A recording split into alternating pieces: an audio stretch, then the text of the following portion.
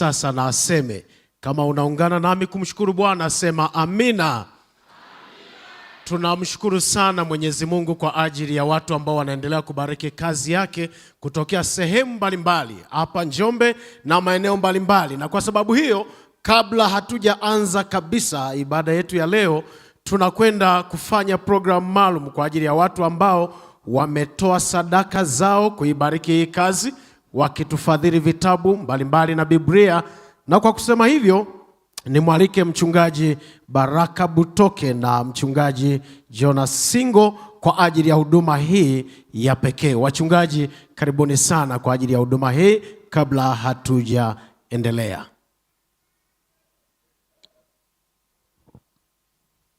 Wapenzi katika Kristo, Bwana Yesu asifiwe. Amen. Kama ambavyo tumekuwa tukisema, watu mbalimbali kutoka sehemu mbalimbali katika kona 4 za dunia hii wamesukumwa na Roho wa Mungu pasipo hata kuombwa kutoa sadaka maalum za kupatikana Biblia pamoja na vitabu ambavyo vimetumika katika uongoaji wa Roho na vitakavyoendelea kutumika kwa wale ambao watabatizwa, watakabidhiwa Biblia pamoja na vitabu vya roho ya unabii. Na listi ni ndefu, tunaogopa kuingia kwenye riski ya kuanza kutaja majina. Lakini watu kutoka sehemu mbalimbali, wengine wako ndani ya nchi, wengine wako nje ya nchi, wametuma viwango, wengine wako hapa Njombe. Wamesema mbaraka huu hatutaki utupite. Sasa niwaombe wachungaji walete Biblia hizi. Tunataka tufanye mambo mawili. Jambo la kwanza ni kuombea vitabu hivi kwa niaba ya vitabu vingine vingi ambavyo tumepokea, ili kila atakaye vifungua na kusoma basi apokee tumaini lenye baraka. Lakini pia tutakuwa na ombi maalum la kuwabariki wale wote ambao wameitikia wito wa Mungu na kuungana nasi katika kazi hii ya utume. Kuna kundi linaitwa Ombeni Bila Kukoma. Walijichanga wenyewe, wakaleta sadaka yao na imetumika kwa vitabu. Kuna familia Naka pamoja na mume wake Fares William pamoja na mke wake Felista, mtoto wa miaka 10 Gabriel kutokea Dodoma ametuma Biblia 30 pamoja na vitabu vya Jipatie Amani Moyoni. Ndugu yetu Machunde zaidi ya 2 milioni ameweka katika kusapoti kazi hii, na wengine wengi ambao kwa kweli wameshindwa kujizuia. Hata ile baiskeli aliyopewa Mama Anita ni sadaka ya familia moja ambayo iliguswa na huruma. Na tumeona kwamba ni vyema tutumie ibada hii kuinua familia hizi na kuinua watu hawa ili baraka za Mungu zisikome katika maisha yao. Pastor Singo, labda kuna jambo natamani kusema kabla tujaomba. Naam, ni wakati huu pia nitoe wito. Milango haijafungwa kwa Wananjombe, haijafungwa na Southern Highlands, bado milango yao iko wazi. Si kwamba wanaomba support na hawajatutuma hivyo, lakini ni wajibu wa injili kupelekwa. Amen. Kwa hiyo kupitia sadaka zako na akaunti ambazo zinaonyeshwa kwenye skrini na zinatajwa hapa na zitatajwa hapa kila jioni, weka sadaka yako, iwe ndogo iwe kubwa. Itasaidia kupeleka mahubiri haya mbali. Nani yajuae, katika bahari ya kioo mtu mmoja atakugusa bega akasema, kama isingekuwa sadaka yako ya Njombe Net Event Tumaini Lenye Baraka, nisingalimuona Mungu na Yesu katika uzuri wake. Fanya hivyo na Mungu atakubariki. Amen. Pastor Singo, utaanzisha wimbo mmoja chorus. Kanisa tutasimama, sisi tulioko hapa mbele tutapiga magoti, alafu tutamuomba Bwana. Pastor Singo ataombea vitabu hivi vipeleke tumaini kwa yoyote yule vitakayefika mikononi mwake. Mimi nitaombea wale marafiki na ndugu zetu ambao wameitikia wito wa kusupport kazi ya Mungu.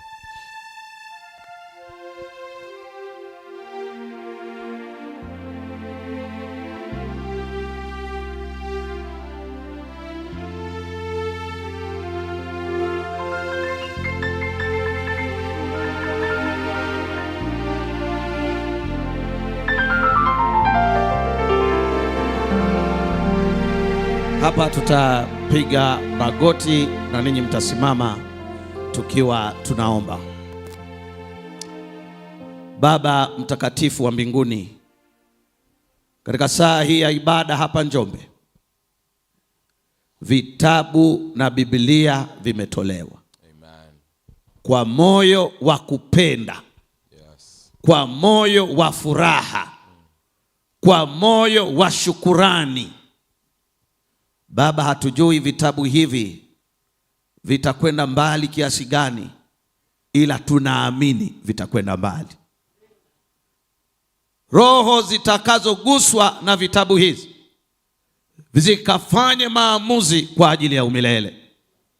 Vitabu hivi vitaingia kwenye sebule ambazo wahubiri hatuwezi kufika. Vitaingia kwenye vyumba ambavyo wainjilisti hawawezi kupenya. Vitaingia kwenye kuta ambavyo waimbaji hawawezi kufika. Vitapita kwenye macho ambapo sura zetu haziwezi kuonekana. Bwana, maandishi haya yajazwe na Roho Mtakatifu. Maandishi haya yajazwe na moto wako, vikasome mpaka mioyo, na watu wakafanye maamuzi kwa ajili ya uzima wa milele. Biblia hizi watapewa waliobatizwa. Waliobatizwa Bwana wakaimarike katika imani.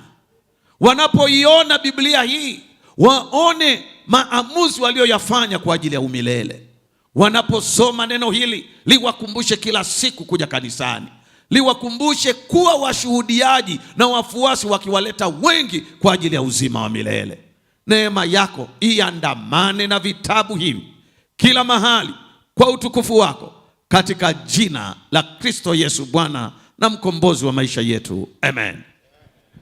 Mungu wetu na Bwana wetu, tunanyenyekea mbele zako tukikurudishia sifa na utukufu, kwa sababu kupitia Roho wako Mtakatifu umesukuma mioyo ya watoto wadogo, wanawake, vijana, hata wanaume na wazee, nao wakaitikia sauti yako wewe mwenyewe pasipo kuambiwa, na wametoa sadaka zao za hiari, sadaka za kusaidia wahitaji, sadaka za Biblia, sadaka za vitabu vya roho ya unabii, ili viende vikapeleke tumaini lenye baraka, vikiwaandaa watu kwa ajili ya kuja kwako mara ya pili. Sasa familia hizo na ndugu wale na watoto wale ambao kwa hiari yao wameitikia wito wako, ninaomba Mwenyezi Mungu uwabariki na kuwalinda. Ninaomba uwaangazie nuru ya uso wako na ukawatendee mema. Ninaomba ukatimize ahadi zilizoko kwenye kitabu cha Zaburi sura ya 20 namba 1, sadaka zake Bwana, ninaomba ukazikubali sadaka zao. 2, ninaomba na wao wenyewe pia Bwana ukawakubali na majina yao ya dumu katika vitabu vya uzima. 3, ninaomba sasa ukafanikishe na kuthibitisha mipango yao yote katika jina la Yesu. Kama kuna neno watoto wako hawa ambao wamekuwa wakikulingana na kukuomba kwa sadaka hii ya imani walioileta, ninaomba yale yote yaliyofungwa na mwovu shetani ukayafungue katika jina la Yesu. Na kabla mikutano hii haijafika mwisho, watendee kila mmoja jambo moja tu litakalo wathibitishia ya kwamba sadaka yao umeikubali na kuitakabari. Watendee jambo moja tu litakalo wathibitishia ya kwamba wewe Mungu unawajali na kuwapenda na kushughulika na mambo yao. Ninaomba mbegu hii ya moyo wa ukarimu ambayo wameipanda ikakue hata mioyoni mwetu wengine ambao tulikuwa hatujaiona nuru hiyo. Jitwalie utukufu sasa mtumishi wako mchungaji Bihene anapokwenda kusema. Bwana, sema kuliko ulivyosema siku za nyuma. Sema kwa radi na ngurumo, sema kwa upepo wa kisurisuri na moto, na zaidi ya yote sema kwa ile sauti ya upole na ya upendo inayotuita kutoka katika dhambi na utakatifu wako. Jitwalie utukufu kupitia ibada hii Bwana, maana tumeomba katika jina la Yesu. Amen.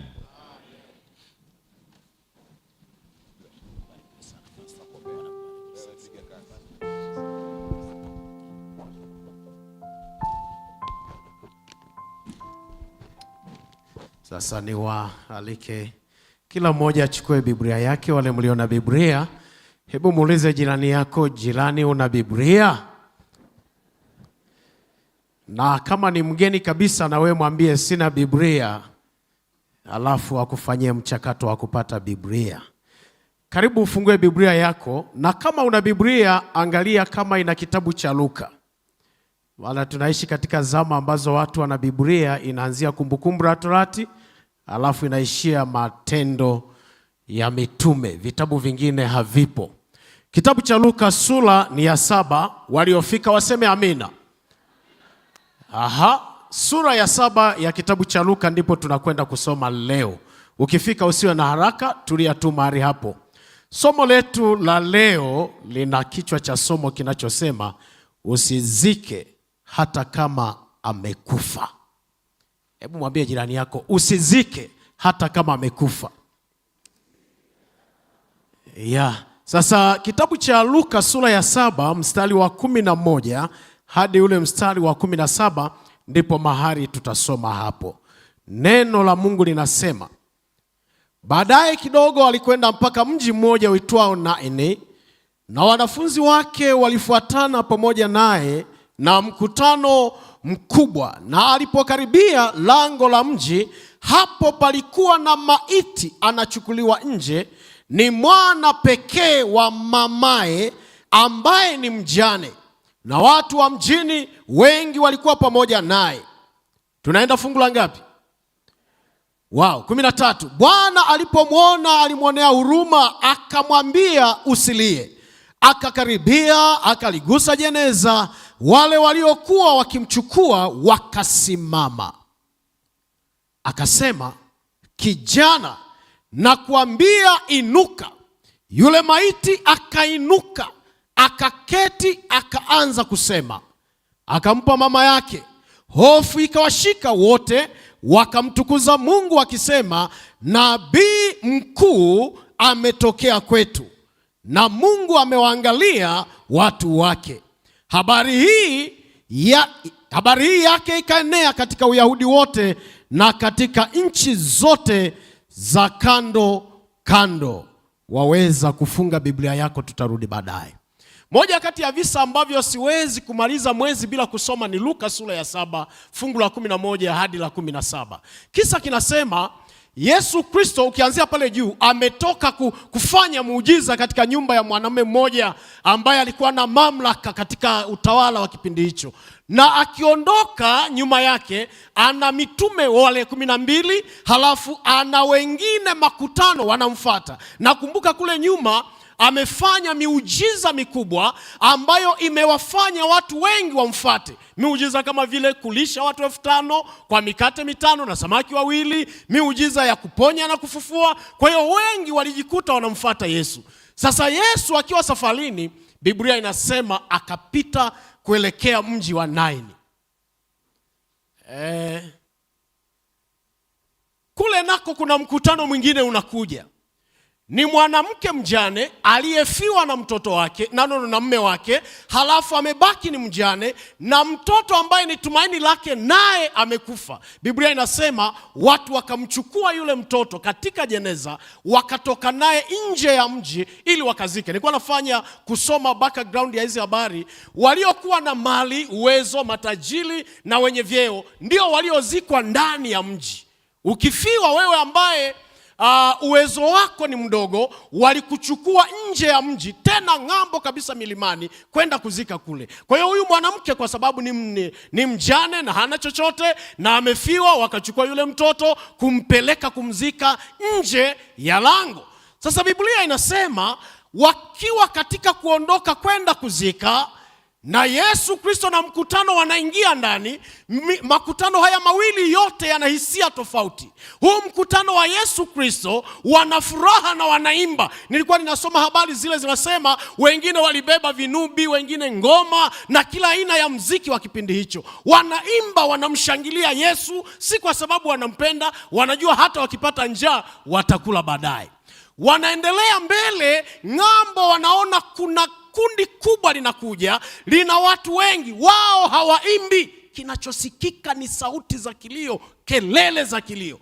Nimewahi kusikia kisa cha makundi mawili yaliyogongana kihisia. Mtoto mmoja ambaye alikuwa anasoma darasa la 6. Usikia hii habari. Huyu mtoto alikuwa na kipawa sana cha kuhubiri. Sasa huyu mtoto siku ya Jumanne mwalimu akatangaza, akasema siku ya Jumamosi kuna mechi ya mpira kati ya darasa la 7 na darasa la 6. Na wanayemtegemea kwenye huo mpira ni huyu kijana. Sasa anajua yeye ni Mwadventista, hawezi kwenda kucheza mpira siku ya Sabato. Akarudi nyumbani akawaambia wazazi, tumetangaziwa kuna mpira siku ya Jumamosi. Na bahati mbaya ninawaza nitaenda wapi. Jumatano wako kanisani, akasikia tangazo linasema siku ya Sabato atakayehubiri ni yule kijana wa darasa la 6. Sasa mawazo yanagongana, niende kwenye mpira au niende kwenye kuhubiri. Siku ya Ijumaa ndio siku ya kufanya maamuzi. Mimi sichangai hata ninapoona kuna watu ambao siku za Sabato wanaamua kuacha kurudi kanisani, wanasikiliza mpira kwenye TV na kadhalika. Sasa huyu kijana akafanya mchakato kichwani, niende kwenye mpira au nikahubiri. Ijumaa akapata jibu, akasema sitaenda kanisani, nitaenda kwenye mpira, maana hata hivyo wanamtegemea sana. Akaamua kwenda kwenye mpira, wakacheza mpira. Na sasa ataendaje kwenye mpira? Ijumaa wazazi wanakwenda kufungua Sabato, yeye akaingia ndani akalala. Akamwambia wazee, ninaumwa sana, kwa hiyo kesho sitafanikiwa kwenda kanisani. Kuna watu wanajua kuigiza. Mlioko kwenye ndoa mnaweza mkaelewa vizuri. Kuna mtu anaweza kaigiza ni mjamzito na ukahemea matunda kila aina, lakini hata ujauzito haupo. Anakuambia kabisa mimba hii nataka supu, na ukaleta supu lakini hakuna mimba. Kwa hiyo waigizaji wapo. Yule kijana akaanza kutetemeka ndani ya shuka. Wazazi wakaomba. Baadaye wakaenda kanisani siku ya Jumamosi asubuhi. Alipoona wameenda, akaangalia muda, akasema mechi imekaribia kuanza. Akaondoka kaenda shuleni, wakacheza mpira na alivyokuwa mtaalamu wa mpira, dakika chache akafunga goli la kwanza. Wakashangilia. Dakika chache bao la pili, dakika chache bao la tatu. Akagundua ni muda wa ibada kuishi. Sasa kule wazazi wamepeleka taarifa kanisani, wasema jamani, yule mhubiri wetu anaumwa, hataweza kuja. Mchungaji akasema baada ya hotuba wote tutakwenda kumwombea kijana wetu anayeumwa. Kwa hiyo wakamaliza ibada huku, wakasema tunakwenda kumwombea. Na kule shuleni alipomaliza tu kufunga bao la 3 na mpira umeisha, akapotea, akarudi ndani, akajifunika tena blanketi, akaanza kutetemeka. Sasa huku kuna kundi la watu wanakuja kutoka kanisani, wakaja mpaka nyumbani, wanakuta kijana hoi, jasho linatiririka na anaumwa kweli kweli. Baadaye wakaanza kuimba tabibu mkuu huyu, wanaimba serious na kusoma mafungu. Baadaye wanafunzi wenzake darasa la 6 wakagundua kijana hayupo na ndiye aliyefunga, wakasema situcheze, tunaenda nyumbani. Wanapokuja nyumbani wanaimba, yule kijana alikuwa anaitwa Mpendwa, wanaimba mpendwa 3 kwa bila, huku ndani wanaimba tabibu mkuu. Sasa wanaoimba huku ndani wanasema ni nini kimetokea hapo nje? Darasa lote la 6, mamia ya wanafunzi wamekuja, wanaimba, wanashangilia. Ndipo akaitwa mama mwenye hekima, akamwambia tulieni, Mpendwa anaumwa. Wasa, hapana, Mpendwa anaumwa. Wakamwambia kwani anaumwa ameanza lini? Wakasema kwa nini mnauliza? Asema hapana, msituchezee, tunaomba atoke tumpe zawadi yake, maana leo ametufurahisha, amefunga magoli mengi. Mpendwa. Sasa wakaona hawawaelewi, wakapita ndani, tabibu mkuu, mpendwa. Sasa Mpendwa yuko ndani ya blanketi anaendelea. Hebu muulize jirani yako, ungekuwa mpendwa ungenyanyuka au ungeendelea kutetemeka? Sasa mpendwa yuko ndani ya blanketi. Baba yake anauliza, kijana, wewe ulienda kucheza mpira? Mpendwa ananyanyuka kwa mbali, anasema, baba, nilienda na kwa kweli nimefunga mabao 3. Sasa mzazi wewe ungefanyaje? Hapo nini kinachoendelea?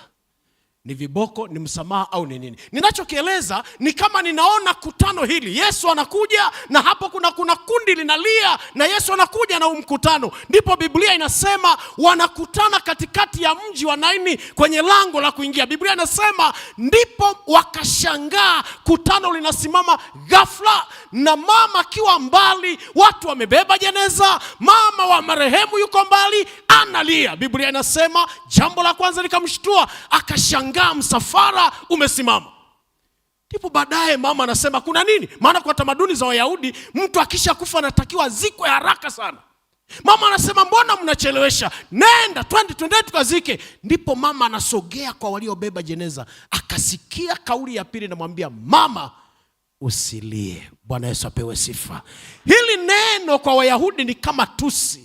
Mtu analia kwenye msiba, afu naambia usilie. Mara nyingi hata wale wanaoendesha ibada za mazishi tumekuwa tukiambiwa ni makosa kumzuia mtu anayelia. Unamwambia usilie, mwachalie atoe sumu, maana asipolia anabakiza sumu mwilini na inaweza kumuathiri baadaye. Sasa huyu mama analia, watu wakasikia Yesu anasema usilie.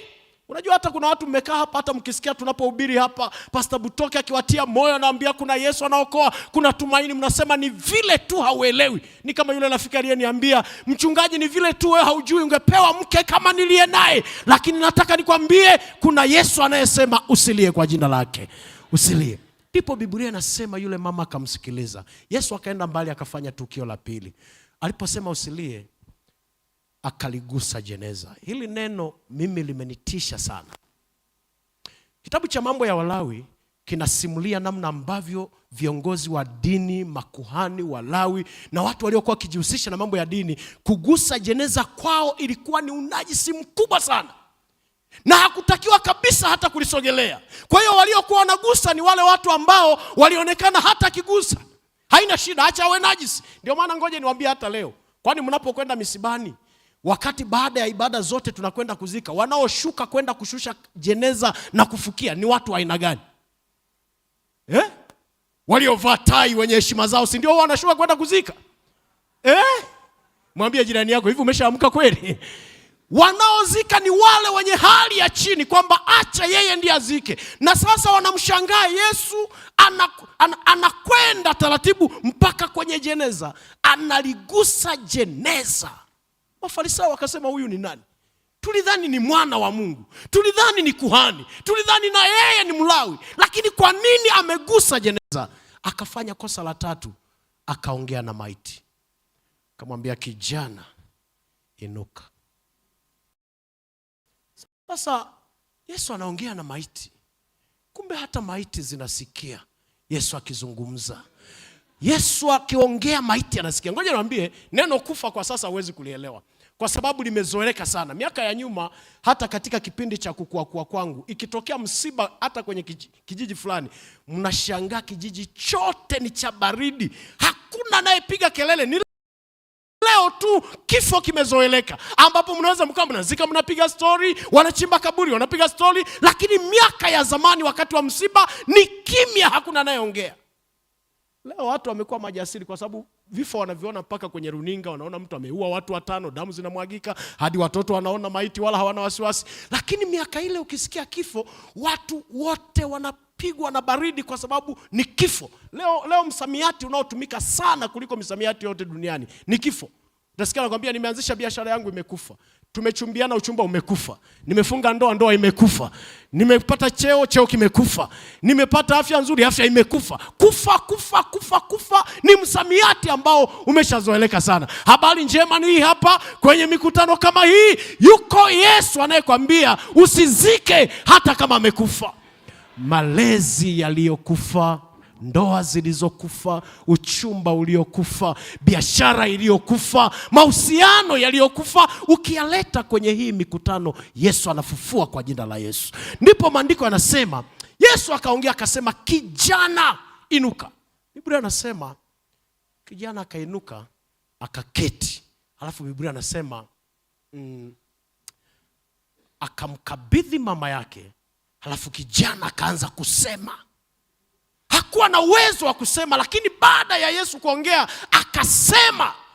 Na yule mwanamke, ninajaribu kupiga picha, ninaangalia alipompokea kijana wake anaimba, lakini mwandishi mmoja anasema alipoona Yesu amemwambia kijana inuka, ndipo yule mwanamke akasema aliongeza kulia kuliko alivyokuwa analia. Mimi wanaangalia hata kwenye misiba, unashangaa watu wanaongea tu, unajua tulikupenda, yani ungenyanyuka baba, rudisha. Niliwahi kuendesha msiba mwaka 2015 nikiwa ni mwinjilisti. Ndesha msiba, aliyekuwa amekufa ni karani wa kanisa, mke wake amebaki. Halafu nikashangaa, tunaendelea na msiba, tunaendelea usiku kule maeneo ya kule, usiku wa tunalala nje kwenye maturubai. Sasa wakaniheshimu tu, wazao, wewe mtumishi wa Mungu silale nje, lala hapo sebreni. Mke wa marehemu chumbani na waombolezaji wengine, na mimi niko sebreni. Kwa hiyo yule mama analia, anasema, Bwana mrudishe mume wangu, mrudishe mume wangu. Usiku nimesinzia, nikasikia kishindo kikubwa, watu wanakimbia kutoka chumbani. Kumbe ni mke wa marehemu na waombolezaji wanakimbia, na kwa sababu eneo lile ni karibu na ziwa, na mimi nikasema sio mzembe kiasi hicho, nikaungana nao kuanza kukimbia. Sasa tunakimbia. Baadaye kule tulikofika ni ziwani, hatuwezi tena kuendelea. Nashangaa kila mmoja ameinama, anapumua. Wanaona mwinjilisti naye amefika na anapumua. Baadaye wananiuliza, mwinjilisti unakimbia nini? Na mimi nauliza, nyinyi mnakimbia nini? Ndipo wakasema, sisi tumeona mke wa marehemu anakimbia na sisi tukakimbia. Nikamuuliza mke wa marehemu, ulikuwa unakimbia kwa nini? Asema, nimemuona mume wangu live. Aliyekuwa anamuomba afufuke sasa amefufuka, halafu anamkimbia. Nikamwambia, mama una uhakika? Asema, nimemuona. Nikasema, hapana, kwa nini amekuja? Nikamwambia, lakini uliomba ukasema afufuke. Yule mwanamke anapokabidhiwa huyu mtoto wake akaongeza kilio. Kuna wakati Yesu anafanya jambo kwenye maisha ya mtu, badala ya huzuni analia kwa furaha. Na kwenye mikutano hii kuna watu Bwana atawafanyia mtalia kwa furaha kubwa sana. Yesu anamkabidhi yule mwanamke anaangalia mtoto wake, tumaini limerudi. Jana mliokuwepo niliwaambia habari za maiti. Za mjane. Mjane anapokuwa amefiwa na mume wake, heshima yake ni kubaki na mtoto. Kwa tamaduni zao, kama hauna mtoto wa kiume, hata mali ulizokuwa nazo walikuwa na kunyang'anya. Wanasema hufai kumiliki mali, maana hauna mtoto wa kiume. Sasa huyu mwanamke anajua kabisa kwamba hapa nilipo nimebaki na tumaini kwa kijana peke yake. Ndipo anashangaa nakabidhiwa, tumaini lake linarudi. Mwandishi mmoja anasema, yule mwanamke wakati anatembea ana mtoto wake, kuna watu wakaanza kunung'unika, hivi Yesu amefanyaje? Kwa nini amemfufua? Unajua sio kila anayelia msibani kwamba anakusaidia kuumia. Wako wengine wanalia huko wanafurahi. Nikizungumza na watu habari za msiba, wanawaambia hasa wanawake, ukiona mume wako amefariki, kabla hujaanza kulia, tafuta funguo za vyumba vyote kwanza. Weka mahali ambapo watu hawawezi kuona. Unapolia wanauliza, hivi funguo za chumba fulani ziko wapi? Wewe waambie, hata mimi sijui, umeziweka mahali fulani. Ukilia kabla hujaweka salama vitu vyako, kuna watu wanalia huku wanafilisi kila kitu. Wewe unalia, wao wanabeba kadi za benki, hati za nyumba, wanafanya nini? Sasa huyu mwanamke watu wanamchukia, wanasema, kwa nini Bwana amemfufua huyu mtoto? Furaha ya mtu kutendewa ni maumivu kwa watu wengine. Hata kuna wengine wanatutia moyo, wanakuambia nenda kaombe, lakini ukishaomba Bwana akikutendea, wanakuwa wa kwanza kukwambia tutakuona tu tutakakofikia ni wapi.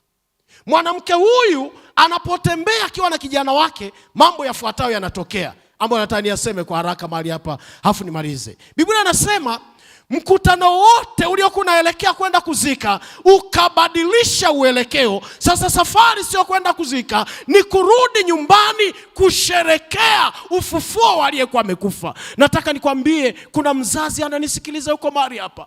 Bwana amempa watoto wake, na wale watoto wamekuwa ni maiti kwa namna ya malezi. Tabia zao zimeharibika, wanakula unga. Ni watu ambao kwa kweli walikuwa wanategemewa. Nakumbuka huyu mama aliwekeza ndani ya huyu mtoto. Watu wamesomesha vijana wao, wametumia pesa nyingi, lakini cha ajabu wale vijana wamekuwa ndio warahibu wa madawa ya kulevya. Nataka nikutie moyo mchana wa leo, Bwana yupo, anaweza kumfufua kijana huyo. Kuna mtu aliingia kwenye ndoa kwa furaha, anasema leo nimeolewa, leo nimepata mwenzi, leo furaha imekoma. Ndoa imekufa. Kwa jina la Yesu leo njoo Bwana ifufue. Kuna watu ambao afya zao zimekufa kabisa kabisa kabisa. Kuna watu sione tumekaa hivi, kuna watu hapa kwenye mikoba wana vidonge, wanakula vidonge. Kwao vidonge ni kama karanga, kila itwapo leo na vidonge, ni kubugia. Afya yao imeharibika, kila kona ni maumivu. Kwenye mikutano ya Njombe Net Event, moja ya baraka ambazo Bwana anazitoa ni kufufua afya zilizoharibika. Kuna watu ambao kazi zao zimeharibika. Unajua hii dunia, ukiona umefanya kazi, biashara, umetoboa, mshukuru Bwana. Kuna mtu amejaribu, ameuza kila kitu. Ameuza matunda, ameuza mahindi, ameuza kila kitu, lakini kila anachojaribu kinakufa. Sikiliza wito wa Bwana unasema hivi. Sikiliza kitabu cha Yeremia. Fungua sasa Biblia, turudi mahali hapo. Fungua Biblia, kitabu cha Yeremia. Wito wa Mungu anasema hivi. Kitabu cha Yeremia, sura ile ya Yeremia sura 31. Nami nitasoma katika ule mstari wa 15 hadi 17. Kama umefika sema amina. Biblia inasema, Bwana asema hivi: sauti imesikiwa Rama, kilio na maombolezo mengi, Raheli akiwalilia watoto wake, asikubali kufarijiwa kwa watoto wake, kwa kuwa hawako. Bwana asema hivi: zuia sauti yako usilie, zuia sauti yako usilie, na macho yako usitoe machozi, maana kazi yako itapata thawabu, na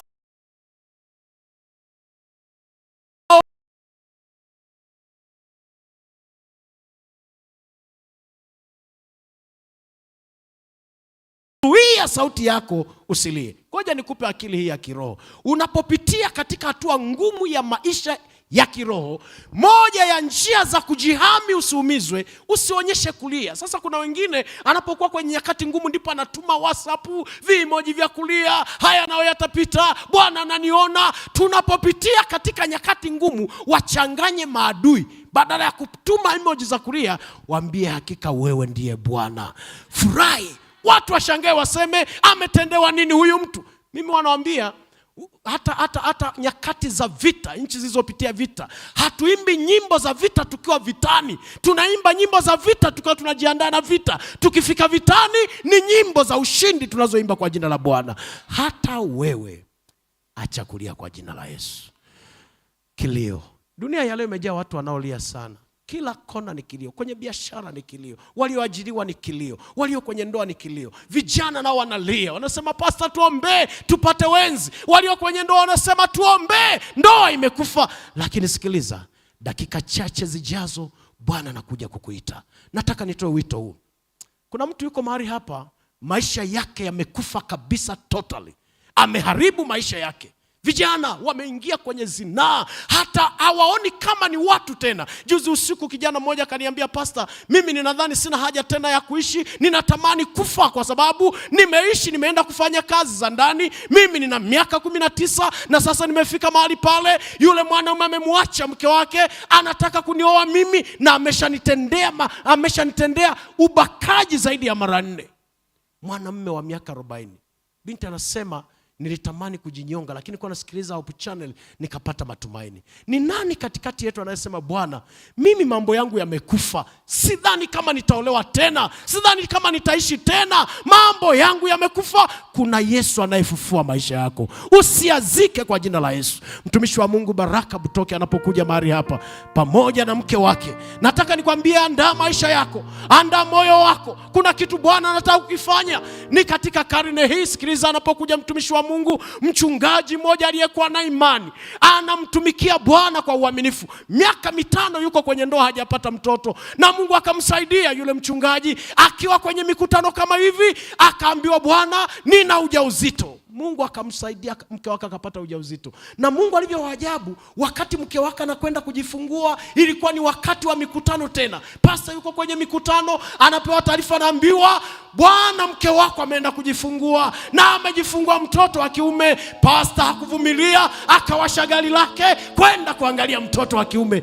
Akiwa njiani, anapokea simu, anaambiwa, wewe ndiye pasta fulani? Ndio. Kwa kweli mke wako alikuwa amejifungua, lakini kwa bahati mbaya kuna kichaa mmoja ameingia kwenye wodi ile, ameua mama na mtoto. Pasta ameshanunua zawadi za mama, pasta amenunua zawadi za mtoto, yuko kwenye gari. Sikiliza alichokisema pasta. Pasta akasema, wewe nyamaza, niachie mimi na Mungu wako. Pasta anafika pale hospitali, anawaambia, nionyeshe maiti ilipo. Akaonyeshwa mtoto na mama yake. Pasta akasema, ondokeni, nibaki na hao watu. Akapiga magoti, anaomba hivi. Sikiliza maombi. Kuna wakati maombi haya, kuna kitu tunaita radical prayers. Unaomba maombi ya kupigana na Bwana wako. Pastor akasema, Mungu wa mbinguni, nimekutumikia kwa miaka yote, ulinituma, nilienda, sijawahi kukubishia. Leo utaelewa kwa nini uliniita. Naenda kuleta zawadi za mke na mtoto. Ole wako nikute bado amekufa. Kwa jina la Yesu, amen. Yesu, naomba tu kwa kulialia, oh Bwana, nimekuja, sifai. Haufai. Saifike, mwambie Bwana, hapana, yatosha kwa jina la Yesu. Yule mwanamke akaondoka, akawasha gari, akabeba zawadi za mama, zawadi za kijana, huko anafurahi, anasema, wewe ni wa pekee, umenipa mtoto wa kiume. Akirudi anakuta mama ananyonyesha. Na ngoja nikwambie, hicho kisa kikisimuliwa na yule kijana alikuwa anasoma uchungaji. Kuna watu wamekata tamaa sana. Leo Mungu anataka seme neno. Mchungaji, karibu. Na pastor anapokuja ukuita, njoo mwambie Bwana, nataka kutana nami. Fufua mambo yaliyokufa. Leo ni sabato ya kufufua mambo yaliyokufa kwa jina la Yesu Kristo. Mtakatifu Mungu wetu na Baba yetu, tumeisikia sauti yako. Umetukumbusha ya kwamba wewe ni Mungu wa urejeshwaji. Vile vyote ambavyo shetani ameviua na kutunyang'anya katika maisha yetu, umetuahidi leo ya kwamba utavirejesha katika amen, jina la Yesu. Amen. Wako watu kwenye ibada hii wamekata tamaa. Wako watu kwenye ibada hii wamekuwa na misiba ya maisha ambayo yameharibika, watoto walioharibika, mahusiano yaliyokufa. Ni kama kila wanachogusa kinakufa, lakini leo kwa imani wanasema, Bwana, fufua vilivyokufa ndani yetu. Amen. Amen. Hata wale waliokufa katika maisha ya dhambi, ganzi ya hofu ya dhambi imepotea. Leo pia wanakutafuta, wafufue katika jina la Yesu. Amen. Amen. Wale wazazi wanaolia kwa ajili ya watoto wao ambao wameiacha njia, wameenda kwenye uovu, wameenda kwenye uraibu, wameenda kwenye maisha ambayo hayakutukuzi wewe, leo Bwana, tunawafufua watoto hao. Amen. Tunawarejesha katika jina la Yesu. Amen. Amen. Fanya jambo jipya leo. Amen. Amen. Dhihirisha uwepo wako mahali hapa. Amen. Amen. Huwezi ukatuita namna hii tuondoke na misiba kweli, na majeneza tuliyoyabeba kwa miaka mingi. Kweli, yes. Tuwa mizigo yetu Bwana. Amen. Amen. Tuwa mizigo yetu. Amen. Amen. Tuburudishe mahali hapa. Amen. Na burudiko la kweli liwe mdhambi mmoja kuiacha njia ya dhambi. Amen. Na kuingia katika toba. Amen. Naam, hata jina lake kuandikwa kwenye kitabu cha uzima. Amen. Asante kwa kuwa unasikia na kujibu. Ni katika jina la Yesu. Amen. Amen. Amen. Yupo mtu anasema, leo nahitaji Bwana atende jambo kwenye maisha yangu. Je, yuko mtu ambaye amelemewa na kuna jeneza ametembea nalo katika moyo wake kwa muda mrefu, anasema, natamani leo nikutane na Yesu na aliguse jeneza hilo? Je, yuko mtu ambaye shetani amemnyang'anya na anasema, nimeshalia vya kutosha, leo ninahitaji Bwana anirejeshee kwa utukufu wake. Amen. Kama wewe ni mtu huyo, kwa nini usisimame? Amen. Kwa nini usisimame? Kwa nini usisimame? Mama mchungaji ataanza kuimba, na beti la kwanza linapoimbwa, kila kichwa kimeinamishwa, macho yote yamefungwa, unaongea na Mungu wako. Unampeleka, mshike mkono, umpeleke, umwambie ni hapa, hapa ndipo niliposhindwa. Hapa ndipo nilipokwama. Hapa ndipo nilipolemewa. Hapa ndipo nilipoanguka. Hapa ndipo tumaini lilipopotea. Wimbo unapoimbwa, macho yote yamefungwa, vichwa vyote vimeinamishwa, mshike Mungu mkono kwa imani na umpeleke pale pale kwenye jeneza ambalo umelibeba kwa muda mrefu.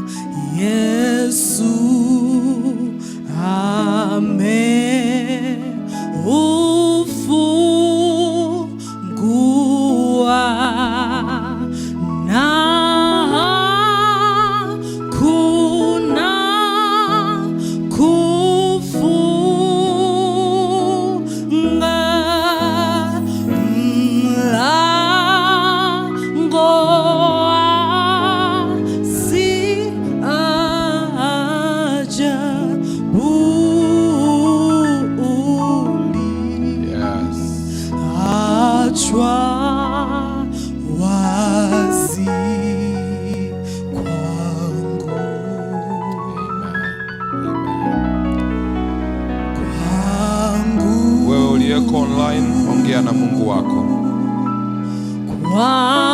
Wewe uliyeko kwenye mahema pale nje, sema na Mungu wako. Wewe uliyeko ndani ya kanisa hapa, saa ya wokovu wako imefika. Mwambie Yesu, ni hapa, ni hapa ndipo jeneza langu lilipo. Hapa hapa ndipo ndoa yangu inapoharibikia. Hapa mtoto wangu, mwambie Yesu, mtoto wangu anaishi Dodoma, na kule Dodoma ni mlevi, ni mvuta bangi, mvuta madawa. Kule Dar es Salaam haendi kanisani. Mwambie Yesu, nenda kamguse, kamuinue na umrejeshe katika mikono yako. Kanisa linaomba. Mwambie Yesu, ni hapa, hapa ndipo afya yangu inapoporomokea. Hapa hapa ndipo imani yangu inapotindika. Ni hapa Bwana. Shika mkono wa Yesu, mwambie ni hapa Bwana. Jeneza liko hapa. Kanisa linaomba, kanisa linaomba. Lia na Mungu wako. Mungu yuko mahali hapa. Itakuwa ni hasara ukiondoka na mizigo ya majeneza yako. Mwambie akufungue, mwombe akuweke huru. Kanisa linaomba. Yes, yes. Amen. Wazi kwangu,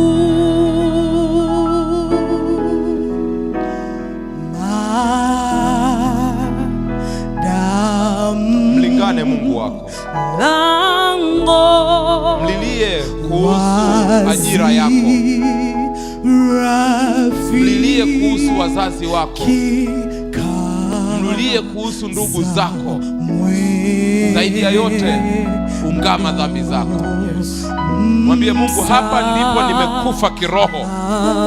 Hapa kwenye utunzaji wa Sabato, kwenye uaminifu wa zaka na sadaka, ndiyo nimekufa kiroho. Kwenye kujali mambo matakatifu na ya ibada, mimi ninayapuuza. Nifufue Mungu wangu. Ni kwenye uaminifu wa ndoa yangu Bwana, hapo ndipo nimekufa kiroho. Lakini sitoki kwenye ibada hii mpaka umenifufua. Siwezi kuondoka na mizigo niliyokuja nimeibeba. Nimechoka. Mwambie Bwana, nimechoka kubeba mizigo ya dhambi. Ninaomba uniweke huru. Jambo gani hilo ambalo limekulemea na Bwana anashindwa kukuweka huru? Ongea na Mungu wako. Lia naye. Pambana naye. Mwambie Mungu, natamani nifanywe mrithi wa uzima wa milele. Kwa nini Mungu mimi nisiingie kwenye uzima wa milele? Mwambie kikwazo changu ni hiki. Yes. Amen. Utaimba wimbo namba 126. Amen. Nina haja nawe, na ninatoa wito wa pili. Wito huu ni kwa wale wote wanaosema ninampa Yesu maisha yangu kwa njia ya ubatizo. Imetosha. Nimesikia kweli za neno la Mungu, na sasa niko tayari kusimama kwa ajili ya Mungu wangu. Niko tayari kuyatoa maisha yangu. Niko tayari kuiambia dunia ya kwamba mimi si wa dunia hii. Amen. Kuna uzima wa milele unaningoja. Amen. Mama mchungaji atakapoanzisha wimbo namba 126, tutamuunga kwenye kila chorus. Na wimbo utakapokuwa unaimbwa, wewe unayempa Yesu maisha yako kwa njia ya ubatizo utakuja hapa mbele. Mchungaji Shehemba, mchungaji Kamwela, mchungaji Toto, mchungaji Managina, Dr. Magomere, Pastor Singo, karibuni hapa mbele. Pastor Charles, njoni hapa wachungaji.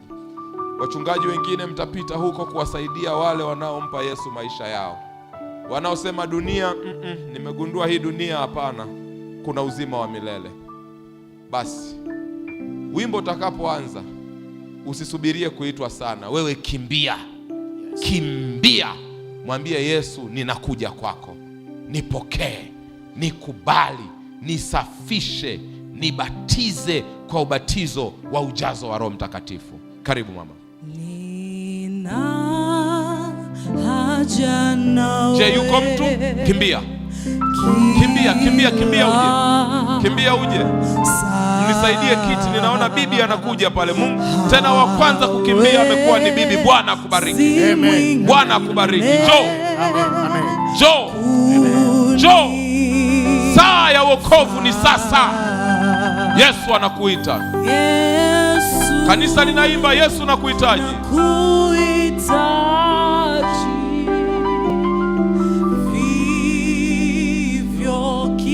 Kule nje kwenye mahema pia, kule nje kwenye mahema pia unaweza ukatembea ukaja mahali hapa. Si hawa watu walioko ndani, hata mlioko nje kwenye mahema. Hao wapande huku juu, panda huku juu, panda huku. Pandeni tu panda huku juu na ukuja. Panda huku.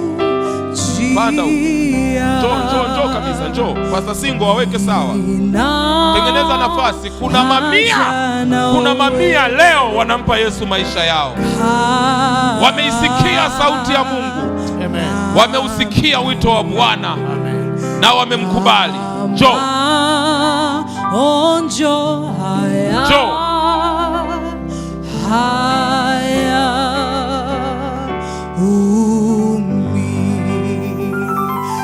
Yesu nakuhitaji. Vivyo kila saa niwezeshe Mwokozi. Tunakuita. Tunakuita umpe Yesu maisha yako. Bwana anakuita. Mkutano huu Bwana ameuleta kwa ajili yako na wokovu wako. Amen. Njoo. Njoo. Uwe kijana, uwe mzee, uwe mwanamke, uwe mwanaume, uwe bibi, njoo. Yes, ninaona mwingine amebebwa. Njoo. Mleteni kwa Yesu. Amen. Mleteni kwa Yesu. Amen. Mama, leo Bwana anakwenda kukufufua. Amen. Upate kuishi katika upya wa uzima. Amen. Yes. Njoo. Njoo. Kama wengine wanakuja kwa Yesu kwa kubebwa, wewe nini kinazuia miguu yako? Nini kimeshikilia miguu yako ushindwe kutembea kwa hiari yako kumwambia Yesu, ninakupa maisha yangu? Je, yuko mwingine? Je, yuko mwingine?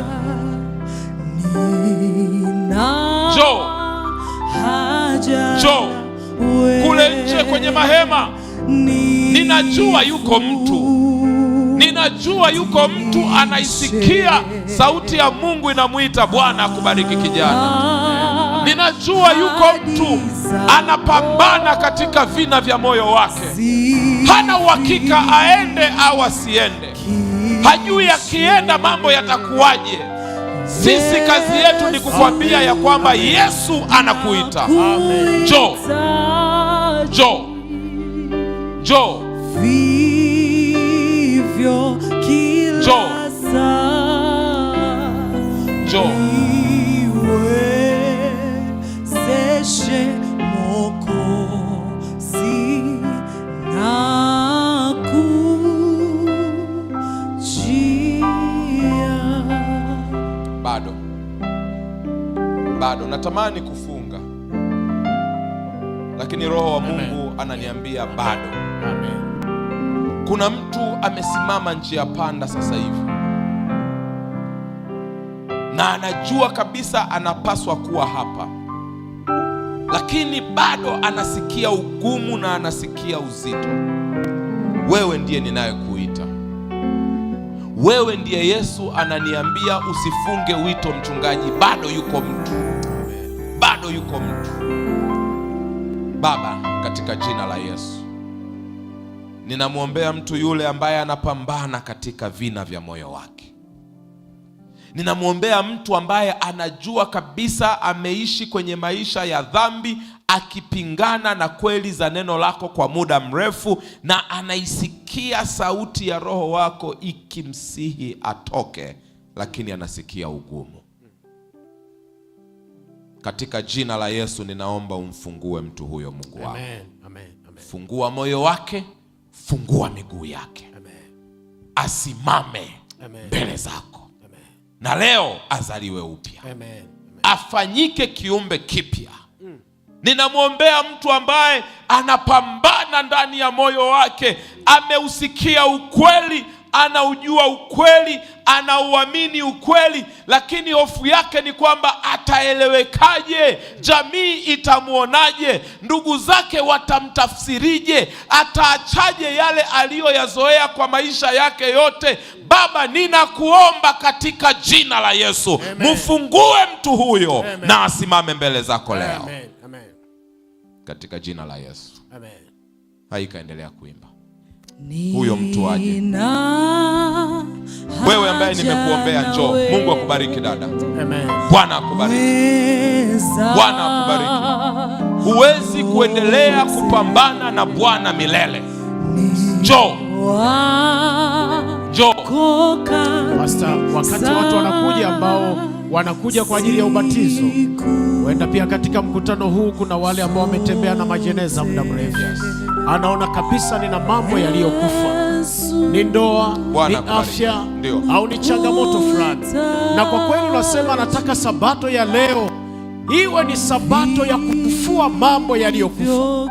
Hawa wa ubatizo wanapopanda hapa juu, ninyi mtasogea mahali hapo penye uwazi. Nasema Bwana, nataka mambo yangu yafufuliwe. Ni mwisho wa kutembea na majeneza. Mungu nisaidie sasa yakafufuke. Utasogea kwenye uwazi huo. Utasogea kwenye uwazi huo. Usirudi na jeneza katika sabato ya leo. Mwambie Bwana, unahitaji kuwekwa huru. Amen. Njoo. Lakini bado yupo yule ambaye anapambana ndani ya moyo wake. Bado yupo yule ambaye bado anajua kabisa leo ni saa ya wokovu wake, lakini hana uhakika. Wewe njoo usimame hapa mbele. Wewe unayesema mimi ninaiacha dunia na mambo yake na ninampa Yesu maisha yangu kwa njia ya ubatizo. Bwana akubariki binti. Bwana akubariki. Amen. Huwezi kusimama njia panda siku zote. Njoo. Njoo. Tunamuita yule ambaye anasikia ugumu moyoni, anasikia hofu, anasikia mashaka, lakini anajua ya kwamba huu mkutano Mungu ameuleta kwa ajili yake na kwa wokovu wake. Wewe unayempa Yesu maisha kwa njia ya ubatizo, njoo hapa mbele. Njoo hapa mbele. Tunakwenda kuomba muda si mrefu. Yawezekana yuko mtu hapa aliwahi kuwa mshiriki mzuri, lakini ametanga mbali. Jina lake limeondolewa kwenye vitabu vya ushirika. Anasema pastor, imetosha, imetosha. Ninarudi kwa Yesu, ninampa Yesu maisha yangu. Njoo, sogeeni mbele, tengenezeni nafasi, sogeeni. Yule wa ubatizo, kama upo waambie nipisheni, ninaenda. Amen. Ninaenda pale mbele. Je, yupo mwingine? Lazima tufunge sasa, ni lazima tufike mwisho, lakini siwezi nikafunga ili hali ninajua kabisa Roho wa Mungu bado anaongea na mtu. Ninajua kabisa Roho wa Mungu bado anapambana na mtu. Usipambane na Mungu, utapambana na Mungu hata lini? Wewe njoo hapa mbele, njoo hapa mbele, njoo. Bwana akubariki kijana, mpisheni kijana pale, mpisheni kijana pale. Amen. Mpisheni kijana, anasema mimi ninaenda kwa Yesu. Bwana akubariki sana. Bwana akubariki binti, Bwana akubariki. Tumekuombea, Bwana akupe wepesi wa kufanya mambo. Amen. Amen. Je, yuko mwingine? Tunakwenda kuomba, tunakwenda kuomba. Njoo mzee, njoo. Njoo. Haleluya. Amen. Amen. Kanisa nalimshangilie Bwana. Haleluya. Amen. Amen. Kuna furaha mbinguni. Mwenye dhambi mmoja. Bwana akubariki dada. Amen. Bwana akubariki kijana. Njoo. Njoo. Usicheze na wokovu wako. Namwona binti anakuja. Jamani, fungueni njia. Amen. Fungueni njia. Ninaona kuna watu wanakuja. Njoo. Njoo.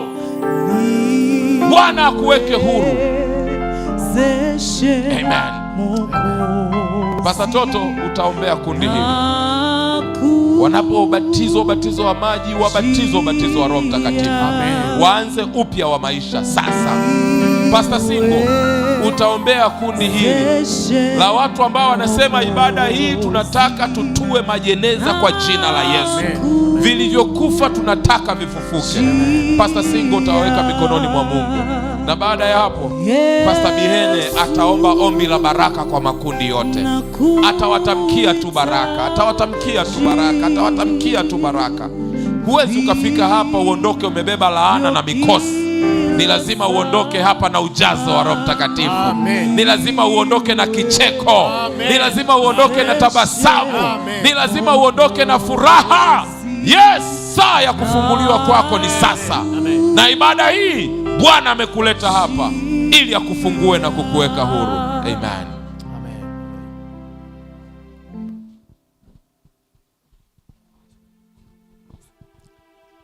Nikualike pale ulipo.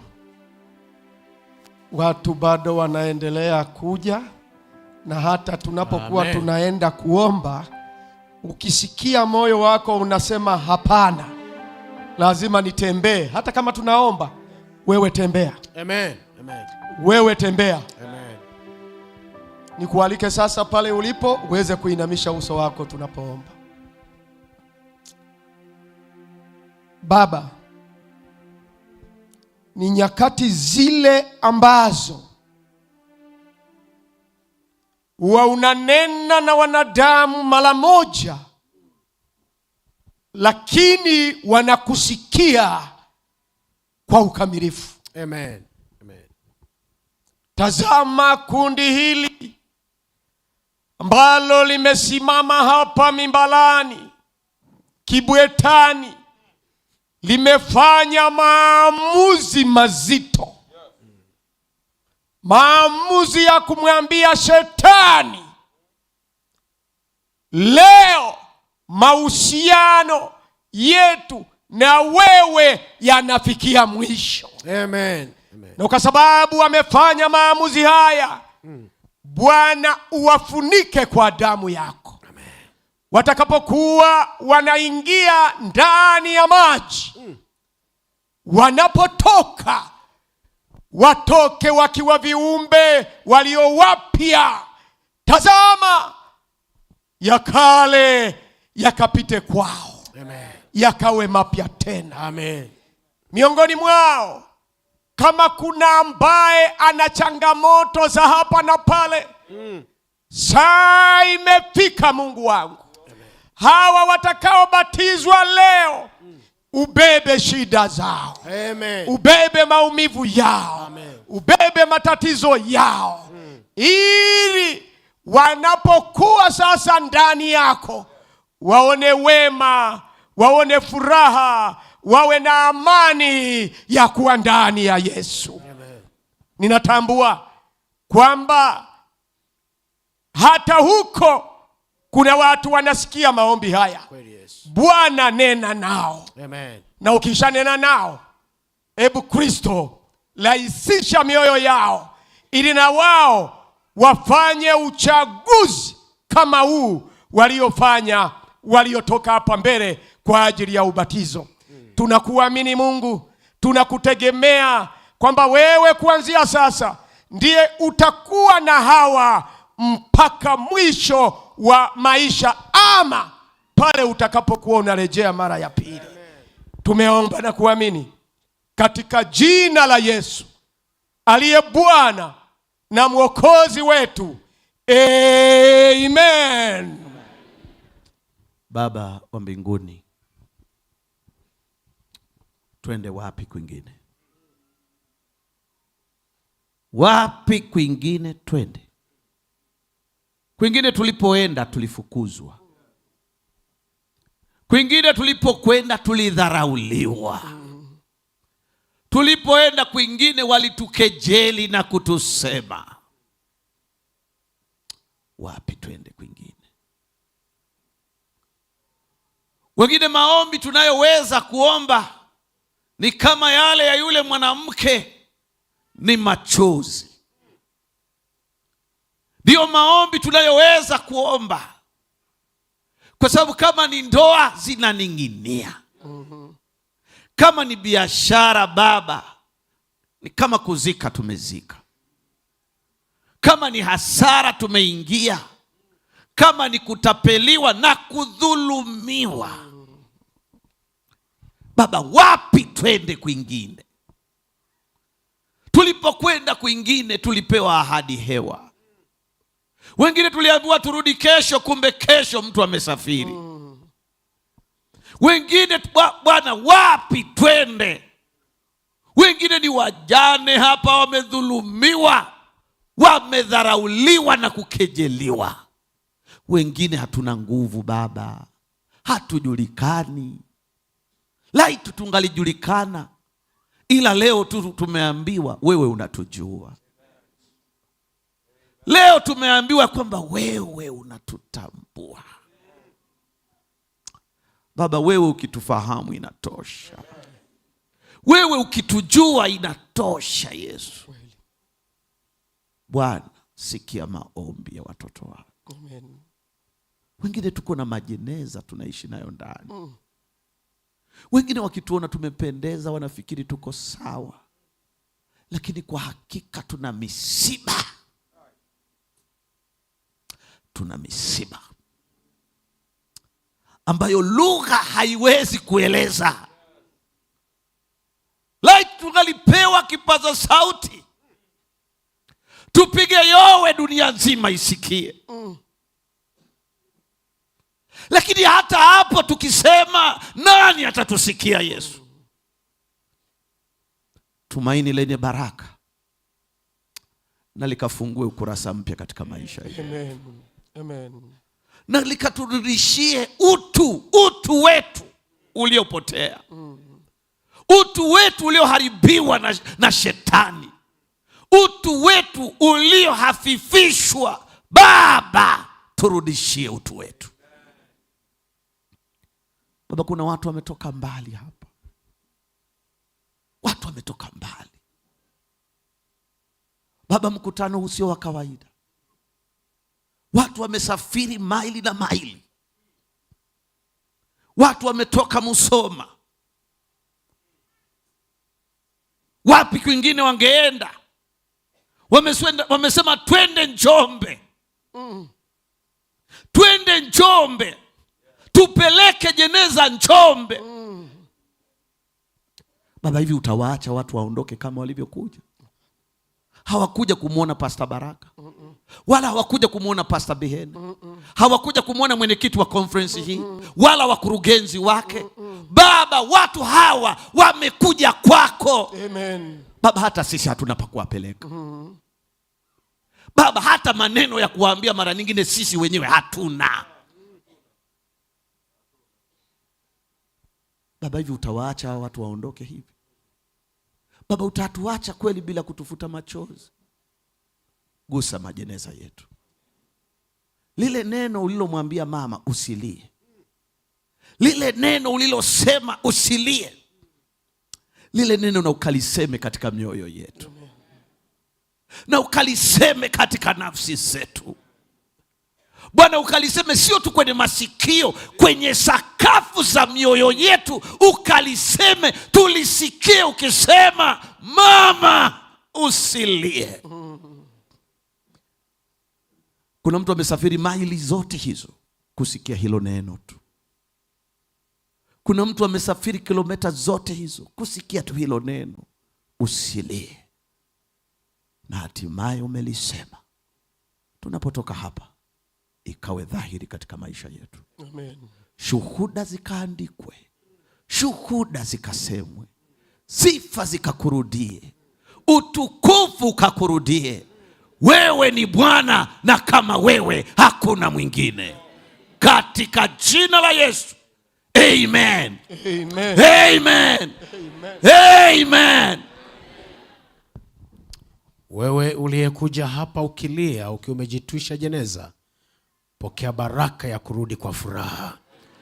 Uliyekuja ukiambatana na vicheko vya watu wakikuzomea, pokea baraka ya kurudi ukishangiliwa. Wewe ambaye ulikuwa umepoteza tumaini, pokea baraka ya kufufuliwa kwa tumaini. Na hata wale ambao ndoa zilikuwa zimekufa, pokea baraka ya kufufuliwa kwa ndoa yako. Wale ambao afya zilikuwa zimekufa, pokeeni baraka ya kufufuliwa kwa afya zenu. Na wale ambao mlikuwa mmekufa kiroho, mnanuka dhambi, hata mfai, mnajificha, pokea baraka ya kuumbwa upya kiroho, katika jina la Yesu Kristo. Amen. Amen. Amen. Amen. Jamani, Bwana awabariki sana. Mchana huu tutakuwa na ubatizo. Wabatizwa, Biblia zenu pamoja na vitabu vipo na tutavitoa jioni. Wakati ninasimama jioni, yes, tutakupatia Biblia yako na kitabu. Wale ambao mko kwenye ratiba za shule, tutafanya utaratibu ziwafikie kule shule. Lakini wale mlioko baada ya kubatizwa msiondoke, maana jioni tutawaweka kwenye maombi na tutawapatia vitendea kazi vya maisha mapya ndani ya Kristo. Na wale mnaorudi kwenda kukaa, kama umeguswa unatamani kubatizwa, usirudi kule kwenye viti. Njoo mahali hapa mbele, unga mahali hapa. Njoo ungane na kundi kubwa hili. Usirudi kwenda kukaa. Usirudi na moyo ambao umejaa majeraha. Njoo mahali hapa, Bwana kugusa na kuponya. Amen. Njoo mahali hapa. Amen. Bwana awabariki sana. Amen.